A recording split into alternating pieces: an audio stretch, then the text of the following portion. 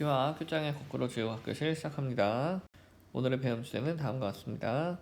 자, 오늘부터 우리 외계행성 탐사 방법을 배울 건데요. 그러려면 도플러 효과랑 시선 속도라는 개념을 알아야 돼서 먼저 보도록 하겠습니다. 여러분들이 아마 통합과학 시간에 배웠을 거예요. 다시 한번 리뷰한다고 생각하고 볼게요. 지구가 여기 있고요. 어떤 별이 여기 정지에 있을 때 보면은 이 별에서부터 별빛이 우리 지구를 향해서 이런 파동의 형태로 우리 지구로 오게 됩니다. 그럼 우린 이걸 보는 거죠. 이걸 봐서 이제 스펙트럼을 분석을 해보면은 이 옆에 있는 것처럼 이렇게 나타나게 되겠죠. 그랬을 때 이 별빛은 여기 정도의 스펙트럼의 파장을 갖는다라고 해볼게요. 자, 근데 이 별이 정지해 있지가 않고 만약에 지구를 향해서 다가온다라고 해볼게요. 그러면 지구는 가만히 있는데 별이 앞으로 다가오게 되면 결국에는 이 파동이 눌리게 돼요. 양옆에서 누르는 것 마냥 눌리게 되는 거죠. 그러다 보니까 파동이 요 아래 그림처럼 요런 형태를 띠게 됩니다. 자, 그러면 얘네 둘의 차이는 무엇이냐? 파장의 길이가 얘는 요 정도였는데 얘는 파장의 길이가 이렇게 짧아졌어요. 근데 파장이 짧아지게 되면은 우리 요 스펙트럼 상에서 원래 파장보다 짧은 쪽으로 가면 파란색 계통으로 이동을 하게 됩니다. 그래서 원래 노란색으로 보이던 별이 파란색으로 보이게 돼버리는 거죠. 자, 요런 파란색으로 보이게 되었다라고 해서 얘를 청색 편의 현상이라고 말을 하고 있습니다. 자, 반면에 별이 멀어질 수도 있겠죠. 별이 멀어지면은 지구는 가만히 있는데 별 혼자 멀어진 것이기 때문에 파장을 늘어나게 한 것과 같아요. 파동을. 그러다 보니까 이렇게 파동이 이렇게 길다란 형태를 띠게 되고요. 파장의 길이도 길어지게 되죠. 근데 파장의 길이가 길어지면 원래 파장보다 길어지면은 빨간색 쪽으로 이동을 하게 됩니다. 그래서 빨갛게 보이게 되는데 이걸 우리는 적색 편이다 이렇게 얘기를 하고 있습니다. 정리해보면 별이 접근할 때는 청색 편이, 별이 후퇴할 때는 적색 편이라고 볼 수가 있겠죠. 자, 그 다음에 우리 시선 속도의 개념을 들어볼 건데요. 지구에서 어떤 별을 볼 때 이 별들이 이렇게 이동을 할 수도 있을 거예요. 물론 뭐 이 방향으로 갈 수도 있겠고 이 방향으로 갈 수도 있겠죠. 어딘가 하여튼 별이 이동을 하는데 이 이동할 때는 공간을 갈라서 가기 때문에 이렇게 이동할 때 생기는 속도를 공간 속도다 이렇게 얘기를 하고 있습니다. 자, 근데 이 공간 속도를 성분을 X축 성분과 Y축 성분으로 쪼갤 수가 있겠죠. 우리가 기하와 벡터를 배워서 이 벡터의 개념을 알면 더 쉬울 텐데요. 이렇게 두 방향으로 쪼갤 수가 있어요. 이 두 방향으로 쪼갠 것의 힘의 합력이 이제 이쪽이 된다. 이런 것들을 우리가 나중에 벡터 시간에 배우는데 우리는 아직 그 개념을 모른다고 가정을 하고 모르지만 이제 할 수가 있습니다. 자, 어쨌든 공간 속도를 이렇게 두 방향으로 쪼갰을 때 이쪽 Y축 방향으로 쪼갰을 때를 우리는 우리의 시선 방향으로의 속도다라고 해서 시선 속도다라고 말을 합니다. 지구에서 바라본 그 시선 방향인 거죠, 이쪽이. 그리고 이쪽으로 가는 이 속도를 이제 접선 속도다 이렇게 얘기를 합니다. 원에서 이렇게 중심으로부터 이렇게 해서 여기가 접선이잖아요. 이게 그 방향이다라는 뜻이죠. 자, 그랬을 때 만약에 별이 이쪽으로 시선 속도가 작용을 하게 되면은 이때를 우리는 즉 멀어질 때죠. 이때를 시선 속도 플러스다 이렇게 얘기를 하고요. 별이 지구를 향해 올 때 그쪽 방향의 시선 속도는 마이너스다 이렇게 얘기를 합니다. 자, 그럼 최종적으로 정리를 해보면은 별이 접근을 할 때를 정리해보면 별이 접근하면은 일단 청색 편이가 생기고요. 그리고 시선 속도는 마이너스가 되는 것이죠. 반면에 별이 후퇴할 때는 적색 편이가 생기고요. 시선 속도는 플러스가 되는 것이죠. 자, 그럼 시선 속도와 도플러 효과를 이용한 외계행성 탐사 방법을 한번 보겠습니다. 일반적으로 별들은 행성이 있다라고 하면은 별과 행성을 함께 돕니다. 보통은 우리가 행성이 별 주변을 공전한다라고 알고 있지만 사실은 별과 행성이 무게중심을 중심으로 해서 서로 돌고 있는 거예요. 같이 도는 거죠.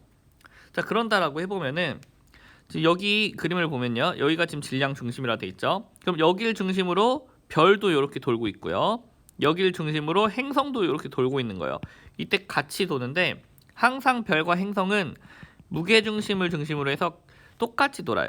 별이 예를 들어서 이 위치로 왔다. 그럼 행성은 요 반대쪽 여기로 와야 되는 거죠. 무게중심을 가운데 두고요. 별이 만약에 여기로 왔다.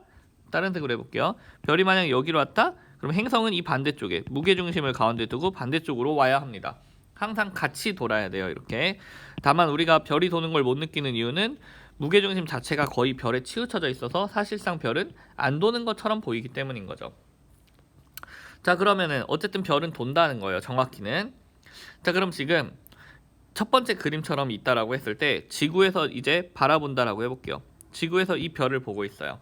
그런데 이때는 별의 후퇴 속도와 시간의 관계를 한번 그려보면, 자, 이쪽이 이제 시간이라 해볼게요. 이쪽이 이제 후퇴 속도, 여기가 플러스, 시선 속도죠. 시선 속도 플러스 마이너스 이렇게 있을 때, 자, 이때는 별이 지금 움직이는 방향이 이쪽이에요. 이 순간에 움직이는 방향은. 그럼 지구에서 봤을 때 시선 속도는 0이겠죠.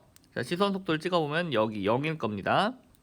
자, 근데 이제 두 번째 그림으로 별이 이렇게 돌아서 지금 여기 12시 방향까지 왔어요. 그럼 행성은 요 반대쪽으로 여기로 와 있겠죠. 자, 이 순간에 별은 저쪽으로 가는 것처럼 보일 겁니다. 그럼 지구에서 봤을 때 저 별은 마치 멀어지는 것처럼, 후퇴하는 것처럼 보여요. 그러니까 그때 별의 시선 속도는 플러스가 되겠죠. 자, 그러다가 이제 다시 또 별이 돌았어요. 별이 돌아서 일로 오게 되면요, 세 번째 그림처럼 이때 이 방향으로 가는 거죠. 이 순간은. 그랬을 때 지구에서 봤을 때 시선 속도는 0이죠. 0. 나타나지 않습니다. 자, 그 다음에 다시 네 번째 그림으로 와서 별이 이 방향으로 왔을 때 이때 이제 행성이 반대로 가겠죠. 그럼 이때는 이 순간은 마치 별이 지구로 다가오는 것 같으니까 시선 속도가 마이너스가 될 거예요. 그죠? 그리고서 또 다시 1번으로 가겠죠. 이렇게 가겠죠. 그럼 이게 반복이 될 거예요. 그래서 그래프를 그려보면 이런 그래프가 계속 반복되는 것을 볼 수가 있을 겁니다. 자, 그리고 이와 동시에, 자, 지금 시선 속도가 왔다 갔다 할 동안 멀어지고 가까워지고가 결국 반복된다는 소리죠. 그럴 때 당연히 파장 변화도 일어나겠죠. 그죠? 그래서 원래 파장이 지금 이 상태였었는데 처음 이 후퇴 속도가 멀어질 때, 시선 속도가 멀어질 때는 적색 편의 쪽으로 이렇게 이동하는 것을 볼 수가 있고요. 다시 원래대로 갔다가 또 이번에는 가까워질 때는 청색 편의 쪽으로 이동하는 것을 볼 수가 있습니다. 그래서 이 파장의 변화, 도플러 효과에 따른 파장의 변화와 이 시선 속도 그래프의 변화를 이용해서 이제 별이 움직이는구나, 이것을 볼 수가 있고요. 그 말은 다시 말하면 결국 별이 움직이려면 어쨌든 행성과 세트로 있어야 되는 거예요. 그죠?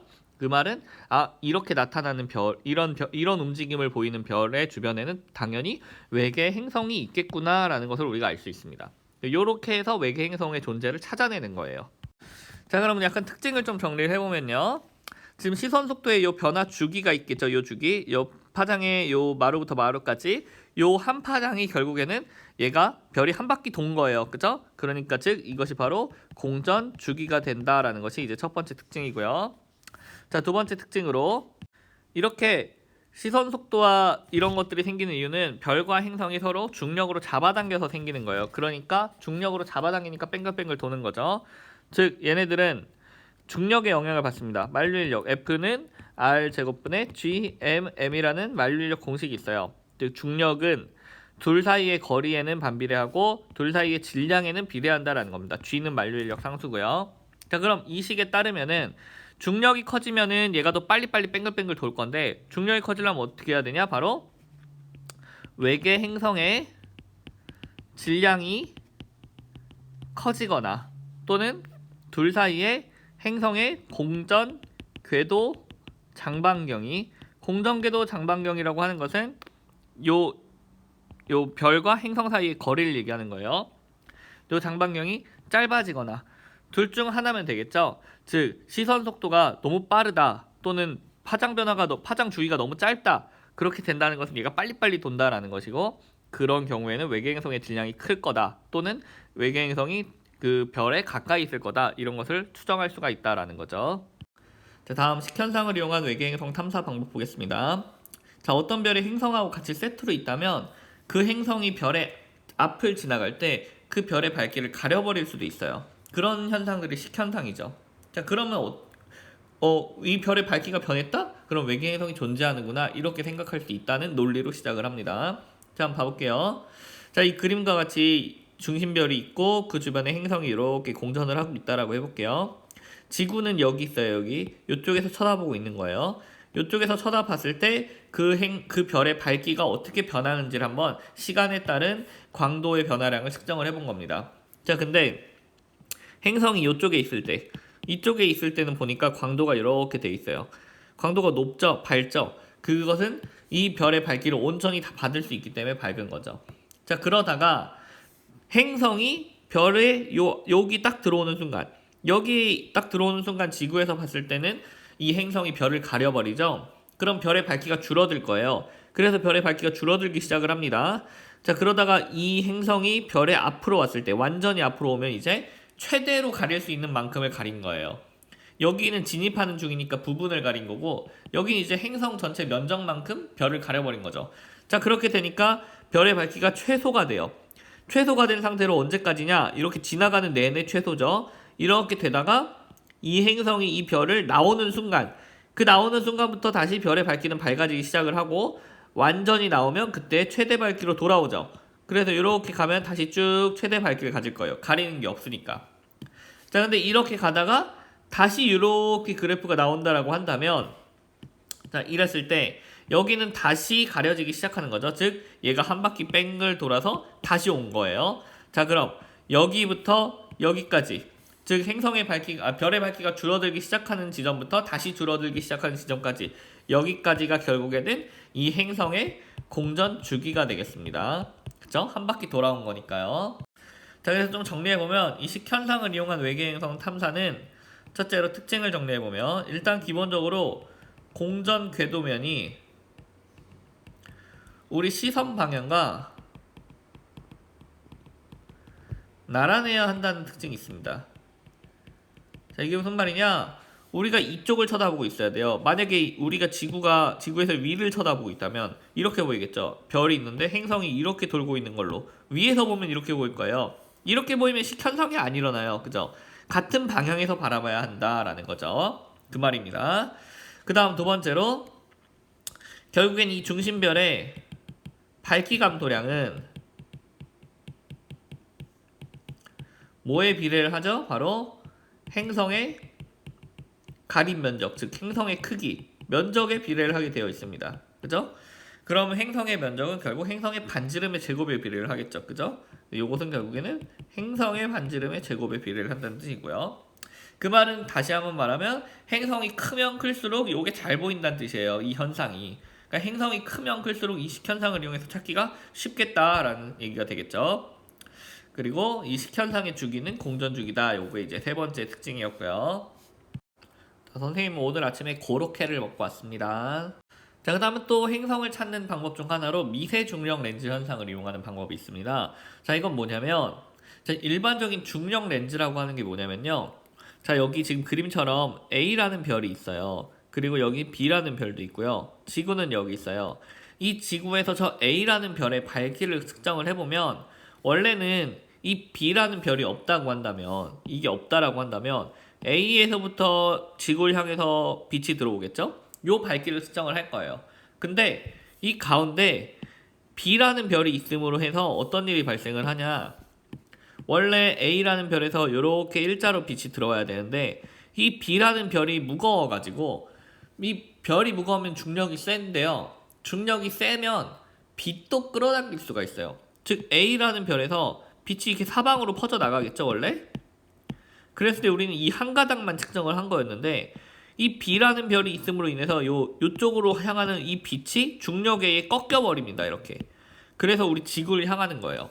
그럼 지구에서 봤을 때 이 B라는 별로 인해서 A라는 별의 밝기가 밝아지게 됩니다. 왜냐면 한 가닥 들어올 게 세 가닥 들어오니까 밝아지겠죠. 그래서 보면은 원래 이 B라는 별이 여기 있을 때는 밝기가 요 정도였는데, A별의 밝기가 B라는 별이 일로 오니까 밝기가 이렇게 높아진 거예요. 그리고 다시 이 별이 B라는 별이 지나가면 다시 밝기는 줄어들겠죠. 그래서 이런 그래프가 나오게 됩니다. 이게 중력 렌즈 현상이에요. 그럼 미세 중력 렌즈 현상은 도대체 뭐냐?